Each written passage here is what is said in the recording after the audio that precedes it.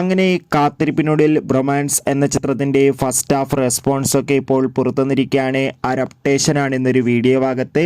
വീഡിയോയിലേക്ക് മുൻപ് video like ചെയ്യുക, ചാനൽ സബ്സ്ക്രൈബ് ചെയ്യുക. ഫെബ്രുവരി മാസം ഇനി അങ്ങോട്ട് ധാരാളം ചിത്രങ്ങൾ OTT റിലീസ് ചെയ്യപ്പെടും. നമ്മുടെ ചാനൽ ഭാഗം പരിശോധിച്ചാൽ നിങ്ങൾക്ക് ആ വീഡിയോയ്ക്ക് കാണാൻ വേണ്ടി സാധിക്കുന്നതായിരിക്കും.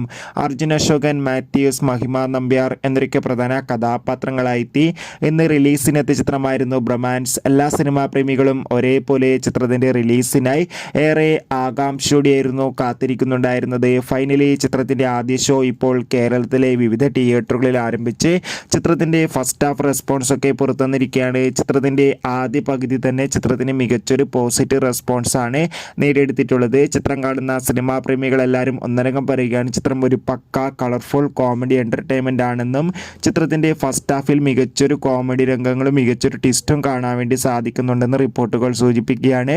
എന്തായാലും ബ്രൊമാൻസ് എന്ന ചിത്രത്തിൻ്റെ കൂടുതൽ അപ്ഡേഷൻ അറിയാൻ വേണ്ടി കാത്തിരിക്കാൻ പറ്റും.